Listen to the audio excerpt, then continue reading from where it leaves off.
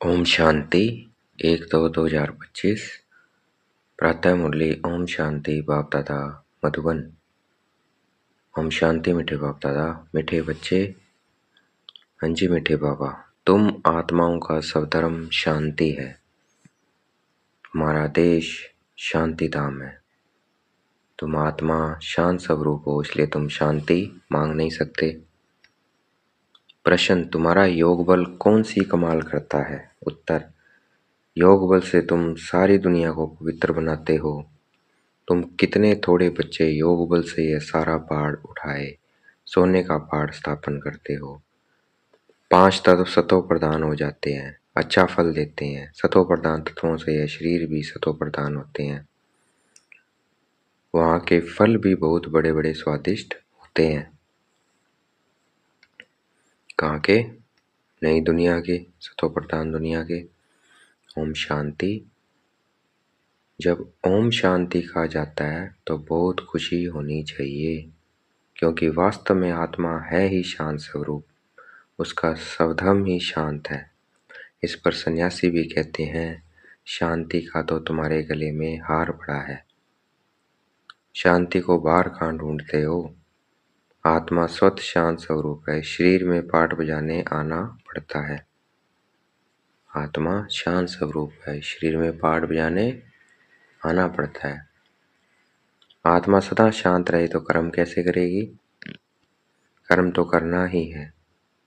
हाँ, शांति धाम में आत्मा शांत रहती है। वहाँ शरीर नहीं है, इसलिए वहाँ शांत रहती है। वहाँ शरीर है नहीं। या कोई भी सन्यासी आदि नहीं समझते हैं कि हम आत्मा हैं, शांति धाम में रहने वाली हैं। बच्चों को समझाया गया है, शांति धाम हमारा देश है। फिर हम सुख धाम में आकर पाठ बजाते हैं। फिर रावण राज्य होता है दुख धाम में। 84 जन्मों की कहानी है। ये क्या होगी? 84 जन्मों की कहानी। पहले हम शांति धाम थे, वह हमारा देश है। सुख धाम में आते हैं, हम पाठ बजाते हैं। फिर रावण राज्य होता है दुख धाम में। ये 84 जन्मों की कहानी है। भगवान वाच है ना अर्जुन प्रति, जो इस ज्ञान को अर्जन करे उनके प्रति, कि तुम अपने जन्मों को नहीं जानते हो। एक को क्यों कहते हैं? सिर्फ ब्रह्मा बाबा को ही क्यों कहा?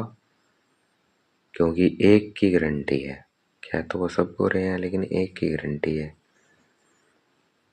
इन राधे कृष्ण की तो गारंटी है ना, तो इनको ही कहते हैं। ब्रह्मा बाबा की गारंटी है, मम्मा की गारंटी है, तो उनको कहते हैं तुम अपने 84 जन्मों को नहीं जानते। ये बाप भी जानते हैं, बच्चे भी जानते हैं कि यह जो सब बच्चे हैं सब तो 84 जन्म लेने वाले नहीं है। सारे तो नहीं लेंगे। जो फर्स्ट डिवीज़न में आएंगे वही लेंगे। कोई बीच में आएंगे, कोई अंत में आएंगे। इनकी तो सर्टेन है। किसकी? ब्रह्मा बाबा और मम्मा की। इनको कहते हैं हे बच्चे। तो यह अर्जुन हुआ ना, अर्जुन हुआ क्योंकि 84 में कैसे आएंगे? जो ज्ञान को पूरी तरह अर्जन करेगा तो वो अर्जुन हुआ। अर्जुन हुआ ना, रथ पर बैठा है ना। बच्चे खुद भी समझ सकते हैं हम जन्म कैसे लेंगे। सर्विस ही नहीं करते हैं तो सतयुग नहीं, नई दुनिया में पहले कैसे आएंगे? इनकी तकदीर कहाँ है? पीछे जो जन्म लेंगे उनके लिए तो पुराना घर होता जाएगा ना। मैं इनके लिए कहता हूँ जिनके लिए तुमको भी सर्टेन है, तुम भी समझ सकते हो। मम्मा बाबा 84 जन्म लेते हैं। कुमार का और जनक हैं, ऐसे ऐसे महारथी जो हैं, महारथी भी जो हैं जिनका नाम लिया बाबा ने, कुमार का, जनक दादी, जानकी दादी, ऐसे ऐसे महारथी जो हैं वह 84 जन्म लेते हैं। जो सर्विस नहीं करते तो जरूर कुछ जन्म बाद में आएंगे। जो सर्विस करते हैं वो तो जरूर आएंगे, जो कम करते हैं वो बाद में आएंगे। समझते हैं हम तो नापास हो जाएंगे, पिछाड़ी में आ जाएंगे। स्कूल में दौड़ी पहन निशान तक आकर फिर वापस लौटते हैं ना। सब एक रस हो न सके। रेस में जरा 5 इंच का भी फर्क पड़ता है तो प्लस में आ जाता है, जैसे दौड़ी में होता है। सारे तो नहीं, नंबर 1 तो एक ही आएगा। यह भी अशुभ रेस है। ये भी क्या है? रेस है मन बुद्धि की। इसको एकाग्र करना है। जिसका इधर उधर हुआ थोड़ा वो पीछे हो जाएगा। तो ये भी रेश है, अशव रेश। अशव किसको कहा है? मन को।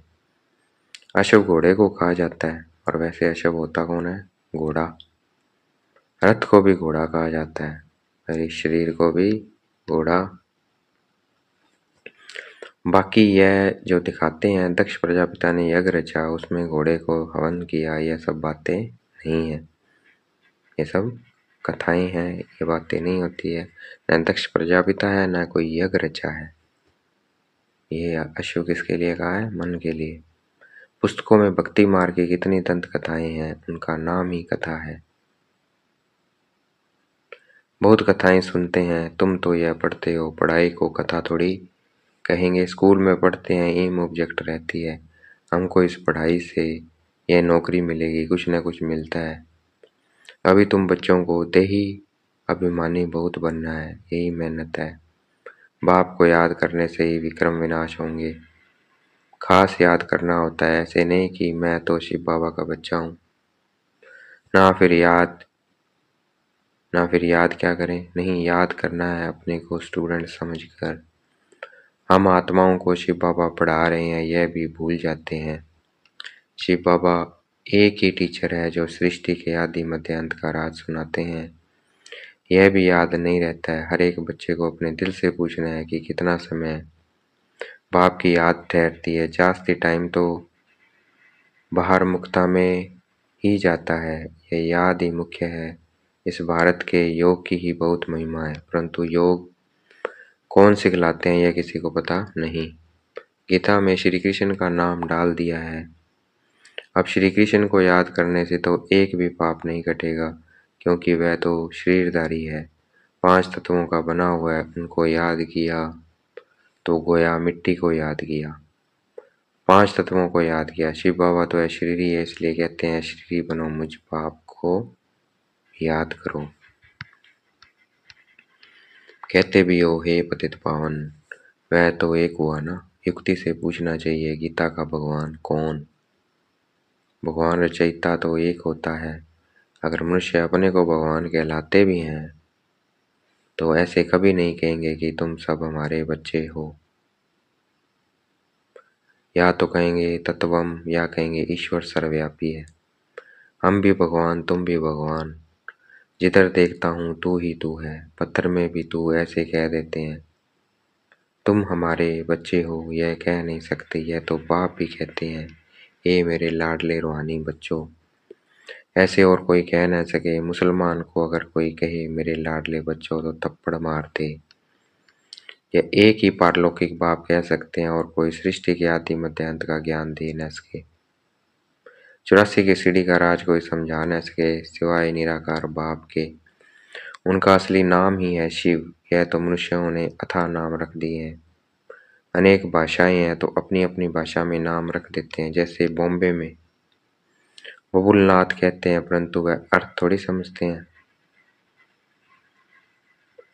तुम समझते हो कांटों को फूल बनाने वाला है कौन? शिव बाबा।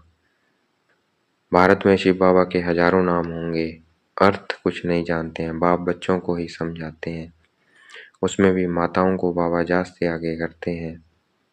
आजकल फीमेल्स का मान भी है, क्योंकि बाप आए हैं ना। बाप माताओं की महिमा उच्च करते हैं। तुम शिव शक्ति से ना हो, तुम भी शिव बाबा को जानते हो। सच तो एक ही है, गाया भी जाता है, सच की बेड़ी हिले डुले डूबे नहीं। तो तुम सच्चे हो, नई दुनिया की स्थापना कर रहे हो, बाकी झूठी बेड़ियां सब खत्म हो जाएगी। तुम भी कोई यहाँ राज्य करने वाले नहीं हो। तुम फिर दूसरे जन्म में आकर राज्य करेंगे। यह बड़ी गुप्त बातें हैं जो तुम ही जानते हो। यह बाबा ना मिला होता तो कुछ भी नहीं जानते थे। अभी जाना है। यह है युधिष्ठिर, युद्ध के मैदान में बच्चों को खड़ा करने वाला। युधिष्ठिर कौन? शिव बाबा। बच्चों को युद्ध के मैदान में खड़ा करने वाला। यह है नॉन वायलेंस हिंसक। ये हाथों पैरों की लड़ाई नहीं है, किसकी है? माया के साथ लड़ाई है, विकारों के साथ, मन बुद्धि से। यह है नॉन वायलेंस हिंसा। मनुष्य हिंसा समझ लेते हैं मारा मारी को, तो बाबा कहते ये हिंसा नहीं है, अहिंसा है, ये अहिंसा युद्ध है। बाप कहते हैं पहली मुख्य हिंसा तो काम कटारी की है, और हिंसा कौन सी बताई? काम कटारी, विकार। इसलिए काम महाशत्रु का है, इन पर ही विजय पानी है, इसी पर हमें विजय पानी है, इसी के साथ हमारा युद्ध है। मूल बात है ही काम विकार की। पतित माना विकारी, विकारी कहा ही जाता है पतित बनने वाले को, जो विकार में जाते हैं। क्रोध करने वाले को ऐसे नहीं कहेंगे कि यह विकारी है, उसको क्या कहेंगे? क्रोधी को क्रोधी कहेंगे, लोभी को लोभी कहेंगे। देवताओं को निर्विकारी कहा जाता है, देवताएं निर्लोभी निर्मोही निर्विकारी है, वे कभी विकार में नहीं जाते। तुमको कहते हैं विकार बिगड़, बच्चे कैसे होंगे? दुनिया वाले कहते हैं उनको तो निर्विकारी मानते हो ना, उन्हें बोलना है। इनको लक्ष्मी नारायण को उनके आगे मंदिर में कहते हो, आप गुणवान हो तो उनको मानते हैं, तो वो उनका भी तो है, उनके भी तो बच्चे हैं, कैसे हैं वो पवित्रता से? वह है ही वॉइसलेस दुनिया, द्वापर कलयुग है विशेष दुनिया। खुद को विकारी, देवताओं को निर्विकारी कहते तो है ना। तुम जानते हो हम भी विकारी थे, अब इन जैसा निर्विकारी बन रहे हैं। इन लक्ष्मी नारायण ने भी याद के बल से यह पद पाया है, फिर पा रहे हैं। हम ही देवी देवता थे, हमने कल्प पहले ऐसे राज्य पाया था जो गंवाया, फिर हम पा रहे हैं। यही चिंतन बुद्धि में रहे तो भी खुशी रहेगी, परंतु माया यह स्मृति बुला देती है। बाबा जानते हैं तुम स्थायी याद में रह नहीं सकेंगे। तुम बच्चे अडोल बन याद करते रहो तो जल्दी कर्मातीत अवस्था हो जाए और आत्मा वापस चली जाए, परंतु नहीं, पहले नंबर में तो यह जाने वाला है। फिर है शिव बाबा की बारात। शादी में माताएं मिट्टी के मटके में ज्योति जगा कर ले जाती है ना, यह निशानी है। शिव बाबा साजन तो सदा जागती ज्योत है, बाकी हमारी ज्योति जगाई है। यहाँ की बात फिर भक्ति मार्ग में ले गए हैं। तुम योग बल से अपनी ज्योति जगाते हो, योग से तुम पवित्र बनते हो, ज्ञान से धन मिलता है। पढ़ाई को सोर्स ऑफ इनकम कहा जाता है ना। योग बल से तुम खास भारत और राम सारे विश्व को पवित्र बनाते हो। इसमें कन्याएं बहुत अच्छी मददगार बन सकती है। सर्विस कर उच्च पद पाना है, जीवन हीरे जैसा बनाना है, कम नहीं है, गाया जाता है। फॉलो फादर मदर, सी मदर फादर और अनन्या ब्रदर सिस्टर्स।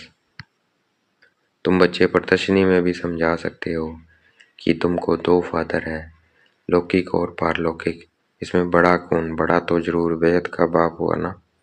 वर्षा उनसे मिलना चाहिए, अभी वर्षा दे रहे हैं, विश्व का मालिक बना रहे हैं। भगवान आज तुमको राजयोग सिखाता हूँ, फिर तुम दूसरे जन्म में विश्व के मालिक बनेंगे। बाप कल्प कल्प भारत में आकर भारत को बहुत साहूकार बनाते हैं। तुम विश्व के मालिक बनते हो इस पढ़ाई से, उस पढ़ाई से क्या मिलेगा? यहाँ तो तुम हीरे जैसा बनते हो 21 जन्म के लिए, उस पढ़ाई में रात दिन का फर्क है। यह तो बाप टीचर गुरु एक ही है। तो बाप का वर्षा, टीचर का वर्षा और गुरु का वर्षा सब देते हैं। अब बाप कहते हैं देश सहित सबको भूलना है, आप में मर गई दुनिया। बाप के अडॉप्टेड बच्चे बने, बाकी किसको याद करेंगे? दूसरों को देखते हुए जैसे कि देखते नहीं है। पाठ में भी आते हैं परंतु बुद्धि में है, अब हमको घर जाना है, ऐसा हमें पाठ जाना है, फिर यहाँ आकर पाठ बजाना है। यह बुद्धि में रहे तो भी बहुत खुशी रहेगी, देखते हुए भी नहीं देखना है। बच्चों को देहभान छोड़ देना चाहिए, यह पुरानी चीज़ है, यहाँ छोड़नी है, वापस जाना है, नाटक पूरा होता है। पुरानी सृष्टि को आग लग रही है, अंधे की औलाद अंधे अज्ञान नींद में सोए पड़े हैं, है ना, जो अभी जागे नहीं है, अज्ञान नींद में सोए पड़े हैं। मनुष्य तो समझेंगे यह सोया हुआ मनुष्य दिखाया है, परंतु यह ज्ञान नींद की बात है। सोया मनुष्य क्या है? जिसे तुम जानते हो, ज्ञान अर्थात दिन है सतयुग, अज्ञान अर्थात रात है कलयुग। यह बड़ी समझने की बातें हैं। कन्या शादी करती है तो माता पिता सासू ससुर आदि भी याद आएगा, उनको भूलना पड़े। ऐसे भी युगल हैं जो सन्यासियों को दिखाते हैं हम युगल बनकर कभी विकार में नहीं जाते हैं। ऐसे भी युगल हैं। ज्ञान तलवार बीच में है, बाप का फरमान है पवित्र रहना है। देखो रमेश उषा है, कभी भी पतित नहीं बने। यह डर है अगर हम पतित बने तो 21 जन्मों की रजाई खत्म हो जाएगी, दिवाला मार देंगे। ऐसे कोई कोई फेल हो पड़ते हैं। गंधर्वी विवाह का नाम तो है ना। तुम जानते हो पवित्र रहने से पद बहुत ऊंच मिलेगा। एक जन्म के लिए पवित्र बनना है। योग बल से कर्म इंद्रियों पर भी कंट्रोल आ जाता है। योग बल से तुम सारी दुनिया को पवित्र बनाते हो। तुम कितने थोड़े बच्चे योग बल से यह सारा पहाड़ उठाए सोने का पहाड़ स्थापना करते हो। मनुष्य थोड़ी समझते हैं हम तो गोवर्धन पर्वत पिछाड़ी परिक्रमा देते रहते हैं। यह तो बाप ही आकर सारी दुनिया को गोल्डन एज बनाते हैं। ऐसे नहीं कि हिमालय कोई सोने का हो जाएगा, वहां तो सोने की खानियां भरतू हो जाएगी। 5 तत्व सतो प्रधान है, फल भी अच्छा देते हैं। सतो प्रधान तत्वों से यह शरीर भी सतो प्रधान होते हैं। वहां के फल भी बहुत बड़े बड़े स्वादिष्ट होते हैं। नाम ही है स्वर्ग। तो अपने को आत्मा समझ बाप को याद करने से ही विकार छूटेंगे। देह अभिमान आने से विकार की चेष्टा होती है। योगी कभी विकार में नहीं जाएंगे।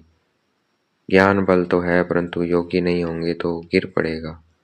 जैसे पूछा जाता है पुरुषार्थ बड़ा है या प्रारब्ध, तो कहते हैं पुरुषार्थ बड़ा। वैसे इसमें कहेंगे योग बड़ा। योग से ही पतित से पावन बनते हैं। अब तुम बच्चे तो कहेंगे हम वेद के बाप से पढ़ेंगे। मनुष्य से पढ़ने से क्या मिलेगा, मास में क्या कमाई होगी। यह तुम एक एक रतन धारण करते हो, यह लाखों रुपयों के हैं। वहां पैसे की गिनती नहीं की जाती। अनगिनत धन होता है। सबको अपनी अपनी कहानियां आदि होती है। अब बाप कहते हैं हम तुमको राजयोग सिखलाते हैं। ये है एम ऑब्जेक्ट। पुरुषार्थ करके उच्च बनना है। राजधानी स्थापन हो रही है। इन लक्ष्मी नारायण ने कैसे प्रारब्ध पाई, इनकी प्रारब्ध को जान गए तो बाकी क्या चाहिए। अभी तुम जानते हो कल 5000 वर्ष बाद बाप आते हैं, आकर भारत को स्वर्ग बनाते हैं। तो बच्चों को सर्विस करने का उमंग होना चाहिए। जब तक कोई को रास्ता नहीं बताया खाना नहीं खाएंगे। इतना उल्लास उमंग हो तब उच्च पद पा सकते हैं। अच्छा देखेंगे बाप दादा हमें याद प्यार दे रहे हैं। मीठे मीठे से गलते बच्चों के प्रति माता पिता बाप दादा का याद प्यार और गुड मॉर्निंग। रूहानी बाप की रूहानी बच्चों को नमस्ते। हमें भी याद प्यार देना है। हम रूहानी बच्चों की रूहानी बाप दादा को दिल व जान शिकवा प्रेम से बेहद का याद प्यार और नमस्ते। धारणा के लिए मुख्य सार, ईश्वरीय सर्विस पर अपना जीवन 21 जन्मों के लिए हीरे जैसा बनाना है। माता पिता और अनन्य भाई बहनों को ही फॉलो करना है। कर्मातीत अवस्था बनाने के लिए देह सहित सबको भूलना है। अपनी याद अडोल और स्थायी बनानी है। देवताओं जैसे निर्लोभी निर्मोही निर्विकारी बनना है। वरदान, तड़पती हुई आत्माओं को 1 सेकंड में गति सदगति देने वाले मास्टर दाता भाव। देखेंगे बाप दादा ने मस्तक पे हाथ रखा हुआ है, वरदान दे रहे हैं। तड़पती हुई आत्माओं को 1 सेकंड में गति सदगति देने वाले मास्टर दाता भव। जैसे स्थूल सीजन का इंतजाम करते हो, सेवादारी सामग्री सब तैयार करते हो जिससे किसी को कोई तकलीफ न हो, समय व्यर्थ न जाए, ऐसे ही अब सर्व आत्माओं की गति सदगति करने की अंतिम सीजन आने वाली है। तड़पती हुई आत्माओं को क्यू में खड़ा करने का कष्ट नहीं देना। आते जाएं और लेते जाएं, इसके लिए एवर रेडी बनो। पुरुषार्थ जीवन में रहने से ऊपर अब दातापन की स्थिति में रहो। बाबा ने कहा पुरुषार्थ जीवन में रहने से ऊपर अब दातापन की स्थिति में रहो। अब दातापन की स्थिति में आना है। हर संकल्प हर सेकंड में मास्टर दाता बन करते चलो। आज का स्लोगन है, हजूर को बुद्धि में हाजिर रखो तो सर्व प्राप्तियां जी हजूर करेंगी। हजूर को बुद्धि में हाजिर रखो तो सर्व शक्तियां भी हाजिर हजूर करेंगी। अव्यक्त इशारे, एकांत प्रिय बनो। इशारे हैं, एकांत प्रिय बनो, एकता और एकाग्रता को अपनाओ। एकता के साथ एकांत प्रिय बनना है। एकांत प्रिय वह होगा जिनका अनेक तरफ से बुद्धि योग टूटा हुआ होगा और एक का ही प्रिय होगा। एक प्रिय होने के कारण एक ही आदमी रह सकता है। एकांत प्रिय अर्थात एक के सिवाय दूसरा न कोई। सर्व संबंध सर्व रचनाएं एक से लेने वाला ही एकांत प्रिय हो सकता है। तो सारा रस किससे लेना है हमें? बाबा से। वही एकांत प्रिय है, मेरा तो शिव बाबा, दूसरा ना कोई। अच्छा, ओम शांति। शुक्रिया मीठे बाबा, शुक्रिया।